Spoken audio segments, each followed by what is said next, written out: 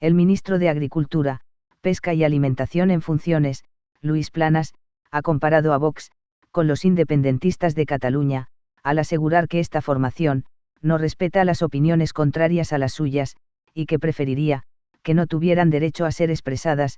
¿A usted le gustaría que quien no opina como usted no tuviera derecho a la palabra, si manifiesta una posición con la que no coincide?, ha dicho Planas al líder de Vox, Santiago Abascal, durante el debate de una interpelación urgente, en la que Vox pide más control sobre Cataluña.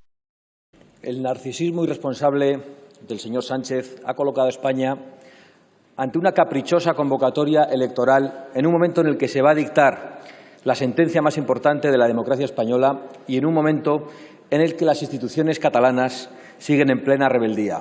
Hemos visto durante estos días cómo ni el Frente Popular ni el Consenso Progre han sido capaces de ponerse de acuerdo en el modo de repartirse los sillones. Señora presidenta, señor del Gobierno, señorías, en septiembre del año 2017, el golpe de Estado llevado a cabo por el separatismo catalán sufrió el más duro varapalo que había sufrido hasta la fecha. Los golpistas habían sido denunciados en un juzgado de Barcelona y puestos a disposición judicial, para sorpresa explícita del Gobierno de Mariano Rajoy, de manera que pudieron ser juzgados y estamos seguros de que pagarán por sus crímenes.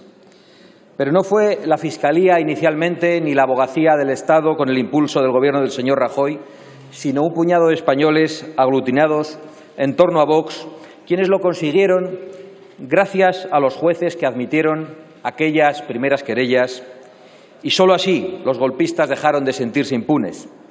Porque si es por ustedes, señores del PSOE, señores del PP, señores de Ciudadanos, la justicia seguiría sin actuar y hoy el proceso golpista podría haber concluido triunfante. Por eso, en vísperas de que conozcamos la sentencia del Tribunal Supremo, me gustaría tanto recordar quién hizo en aquellos días para detener el golpe, como inicialmente tenía la intención de interpelar al Gobierno sobre sus intenciones. Si por algo se caracterizó el Gobierno de Rajoy fue por la dejación de funciones.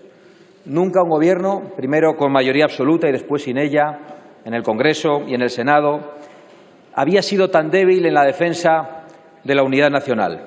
Primero quisieron aplacar a los golpistas, olvidando aquella enseñanza de Julián Marías que nos decía que no se podía contentar a los que no se quieren contentar. Después trataron de amenazarlos mientras negociaban con ellos a escondidas. Y al final, cuando constataron su fracaso, aplicaron su 155. No el artículo 155, sino un artículo 155 descafeinado y cobarde, hecho a medida de los golpistas. Un 155 que no era el que Vox exigía desde 2 años antes, sino el 155 del Partido Popular, del PSOE y de Ciudadanos, que dejó intactas todas las estructuras del separatismo y que han estado alimentadas desde entonces con el dinero de todos los españoles. El 155 del fracaso, señorías. Un fracaso del que participaron los señores de Ciudadanos, más preocupados en aquel momento por un adelanto electoral en Cataluña que por restaurar el orden constitucional en todo el territorio nacional. Ganaron las elecciones, pero no gobernaron. Y creo que en el pecado llevan la penitencia, pero eso sí, la factura de esa imprudencia la estamos pagando todos con el golpista Torra, que ahora vuelve a amenazarnos. Del actual partido del Gobierno, creo que todo lo que se diga es poco a pesar de la retórica amable y moderada del señor ministro de Agricultura. Se dedicó a criticar la actuación de nuestras fuerzas de seguridad en las calles de Cataluña justo cuando peor lo estaban pasando nuestros agentes. Posteriormente, el señor Sánchez, con la complicidad de Pablo Iglesias, le faltó tiempo para dialogar a escondidas y buscar el apoyo de los mismos separatistas que habían dado el golpe de Estado para llegar al Palacio de la Moncloa. Y hoy es el rehén, parece que complacido, de esos partidos golpistas a los que le hemos visto dar tantos parabienes durante sus intervenciones en el Congreso en estas semanas. Partidos golpistas que tienen en el PSOE su gran esperanza para el triunfo de sus tesis. Y hemos visto también durante estas semanas cómo imploraban al PSOE y a Podemos que por favor se pusieran ustedes de acuerdo. Desde la llegada del señor Sánchez a la Secretaría General del Partido Socialista, no hay acto de lealtad a los desleales ni acto de deslealtad a los leales a España que no haya sido cometido. Porque parece que el PSOE tiene un problema con la nación, a pesar de esa retórica del señor ministro de Agricultura.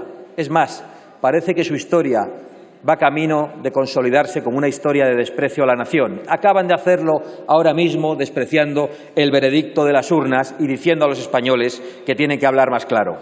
Hoy los españoles saben perfectamente que en aquellas fechas de la infamia todos ustedes les fallaron.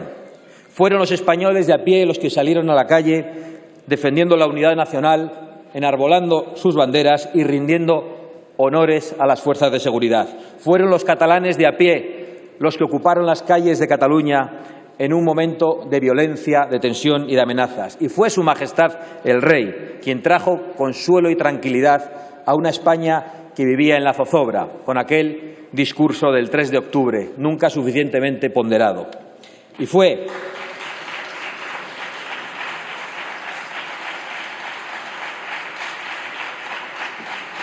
señorías, la acción popular de Vox primero y el fiscal general del Estado, don José Manuel Maza, después, quienes lograron sentar en el banquillo a los golpistas para que respondieran de los crímenes que habían cometido.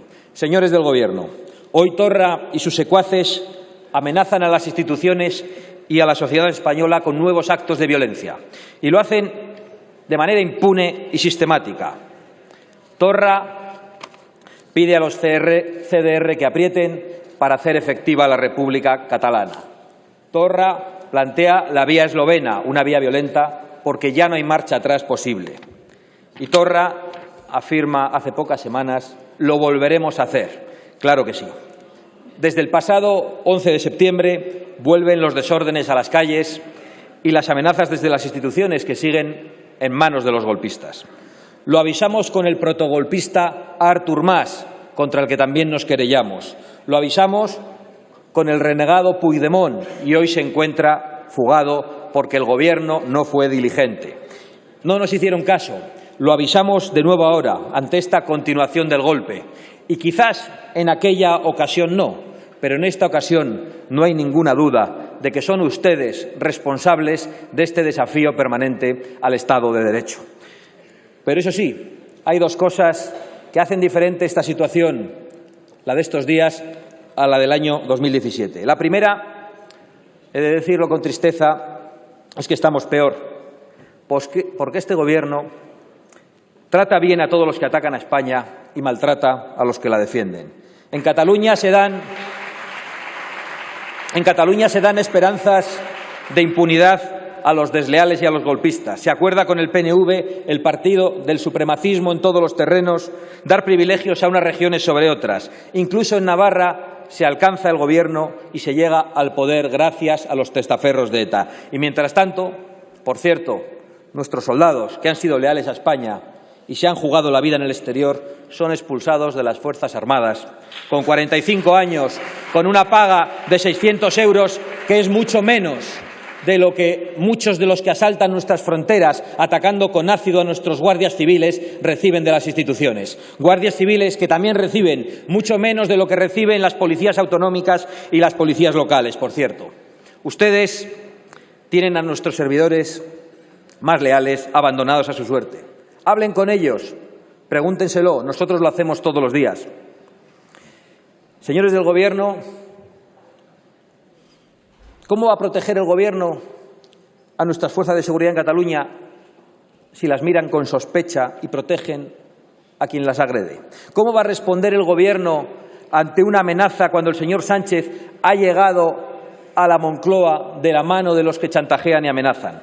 ¿Cómo va a defender el Gobierno la unidad de España si llega al Gobierno de Navarra apoyado en los orgullosos herederos de ETA? ¿Cómo va a defender el Gobierno la legalidad constitucional si para mantenerse en la Moncloa tiene que hacerlo apoyándose en los que desafían a la Constitución y a los que quieren destruirla?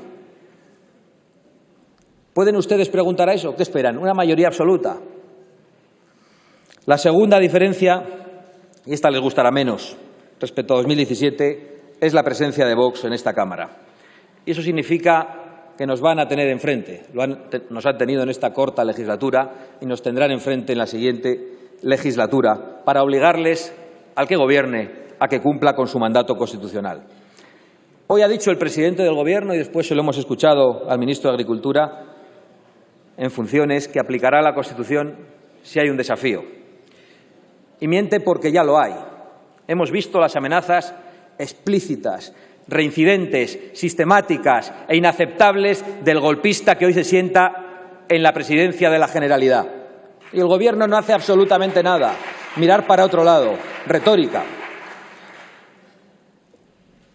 ¿A qué esperan para iniciar los trámites de la suspensión de la autonomía en Cataluña, para restaurar el orden constitucional, para que se detenga a los golpistas, para que se disuelva a los Mossos y para que se tome el control de TV3 y que se deje de propagar el odio? ¿A qué esperan para impulsar de una vez por todas la ilegalización de las organizaciones criminales políticas que contribuyeron a que se perpetrara el golpe y que hoy se sientan en esta Cámara? ¿O es gratis todo para algunos? ¿Saben qué les ocurre? Que ayer, y ese es el gran problema y es la parte positiva, que ayer nadie les decía esto en la tribuna. Hoy se lo dicen 24 diputados de Vox y mañana se lo diremos muchos más, porque los españoles hablarán claro, como les ha exigido con desprecio el presidente del Gobierno, en defensa de la libertad. Lo harán en defensa de la vigencia de la Constitución, de la convivencia nacional y de la unidad de España. Y de todo eso ustedes se han convertido en enemigos por la fuerza de los hechos. Señor ministro, podía haber contestado esta interpelación y he de coincidir aquí con los anteriores intervinientes, el presidente del Gobierno, podría haberlo hecho la vicepresidenta, podría haberlo hecho el ministro del Interior, la ministra de Justicia, hasta el ministro de Industria, para hablarnos de las empresas que se fueron de Cataluña. Y se lo digo con todo el respeto y sé que tiene usted derecho a hacerlo, pero han elegido al ministro de Agricultura, Pesca y Alimentación en funciones. Con todo el respeto institucional al señor ministro, con todo el respeto personal al señor Planas, lo han hecho para rebajar esta interpelación de Vox. Pero al hacerlo, su Gobierno le rebaja también a usted, por mucho honor que diga que le han encomendado. Y lo que es peor, creemos que su Gobierno rebaja y su Gobierno devalúa la importancia de lo que está ocurriendo en Cataluña. No nos mandan al ministro de Agricultura cuando les preguntamos por un golpe de Estado, en una declaración solemne de que la unidad de España les importa un pimiento. Señor Planas, se lo digo también con respeto, podría ahorrarse el bochorno de subir a esta tribuna por mucho honor que usted invoque. No lo viviremos como un desprecio añadido. Por nuestra parte, si fuera posible legalmente, que sabemos que no lo es, Señora incluso Abascal, quedaría retirada esta interpelación. Muchísimas gracias. Gracias.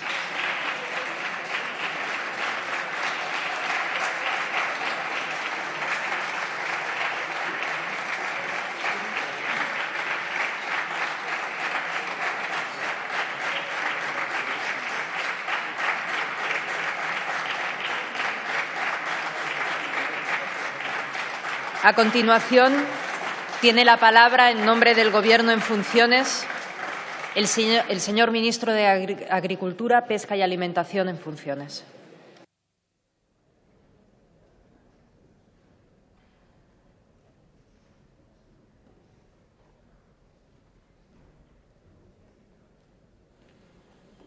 Señora presidenta, señorías, señor Abascal, no tiene usted por qué, por cortesía, pedirme disculpas por las cosas que ha dicho usted sobre mi presencia en esta tribuna, en absoluto. No tiene usted por qué hacerlo. A mí lo que me sorprende es que sus argumentos sean paralelos de los del independentismo, que utilice usted un argumento que es el utilizado hace un momento por los independentistas. Yo creo que ustedes de alguna forma se retroalimentan de alguna forma y ustedes han tenido algún éxito electoral gracias precisamente a mucha gente que ha mantenido una posición radical de ruptura de la Constitución y de la ley en España. Pero mire usted, contestando, señora presidenta, a la interpelación que se me formula, porque siempre cuando se formula una pregunta, una interpelación es contestada y no se puede hacer un discurso sin respuesta. Y usted lo ha hecho y sin duda merece una respuesta. La Constitución del año 78 es muy clara. Obliga al Gobierno no solo a cumplir la Constitución y la ley, sino a hacérsela cumplir al conjunto de los ciudadanos. Y eso supone también el amparar el ejercicio de los derechos y libertades fundamentales de los que gozan todos los ciudadanos de este país. Quien piensa como uno o quien no piensa como uno, porque de lo que le he escuchado al final de su intervención es que a usted le gustaría que quien no opina como usted no tuviera derecho a la palabra si manifiesta pues una posición con la que usted no coincide. Y le puedo decir sinceramente, que ese no es el contenido de nuestra Constitución.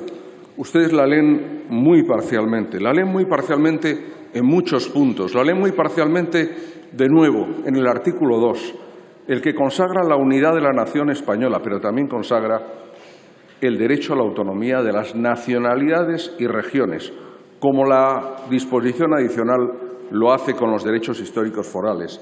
Por tanto, todo eso tendrán ustedes que respetarlo y tendrán ustedes que respetar, evidentemente, el artículo 14 y el principio de igualdad entre mujeres y hombres que ustedes no respetan.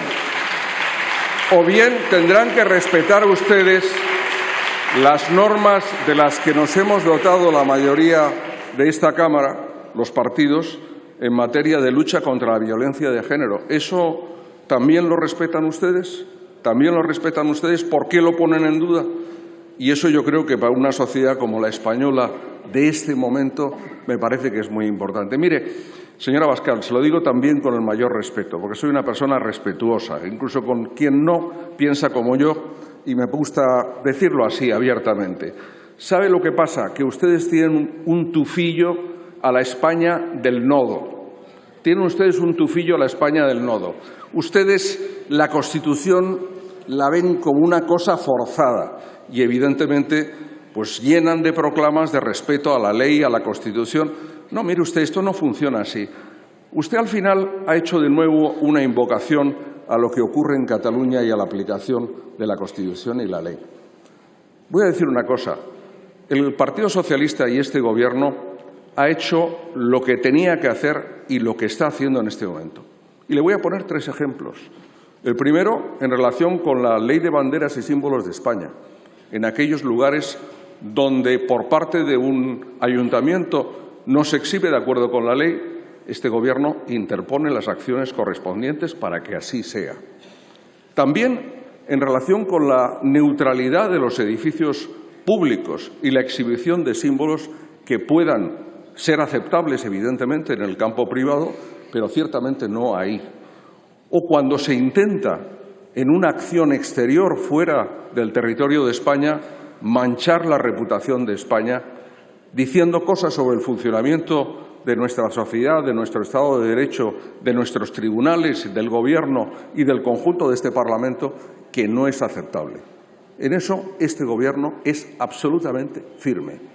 Pero como he tenido ocasión de decir esta mañana en relación con la respuesta a otra pregunta parlamentaria, cuando usted invocaba el artículo 155, creo que estamos aquí ante algo que tiene una naturaleza no solo excepcional, sino que además quien lo aplicó, el anterior Gobierno, razonablemente tuvo muchas dudas sobre el contenido de su aplicación y nosotros los socialistas estuvimos ahí en lo que había que hacer, como había que hacerlo y marcando las posibilidades y los límites de esa actuación. Señora Abascal, este es un Gobierno constitucional que cumple la ley y que la hace cumplir. Y por mucho que ustedes digan, en un discurso que me recuerda en el tono al que ha precedido la anterior interpelación, perdone que se lo diga, no es una ofensa, simplemente el tono, creo que realmente eso no es lo que necesita nuestro país. Usted se confiesa patriota, yo también lo soy. Lo somos todos los miembros de esta Cámara. No hay ni más ni menos, todos lo somos. Pero en la defensa de la Constitución, en la defensa de la ley, todos que tenemos que ajustarnos a las posibilidades y a los límites, en la capacidad de la expresión de nuestras ideas, pero también en la capacidad de las acciones del Gobierno. Y yo creo respetando su punto de vista, que no comparto, como puede imaginar, en absoluto, creo que efectivamente esa es la vía de la firmeza, pero también la vía de la moderación y del futuro. Porque este país, España, al que tanto queremos, solo tiene sentido en esa vía de firmeza, de moderación y de futuro, en la cual está el presente Gobierno, que ha intentado llegar a un acuerdo con otras fuerzas parlamentarias para que efectivamente pudiéramos continuar trabajando, que no ha sido así, porque Unidas Podemos, el Partido Popular y Ciudadanos no lo han querido, pero que va a continuar trabajando por el futuro de la sociedad española y por evitar que viejas ideas, de nuevo, tengan un papel más significativo en el seno de nuestra sociedad. Yo quiero decirle con toda claridad, 40 años de Constitución son pocos, pero escuchar ideas en esta tribuna que en muchos casos me parecen preconstitucionales, sinceramente, como demócrata, me duele. Muchas gracias. Muchas gracias, señor ministro.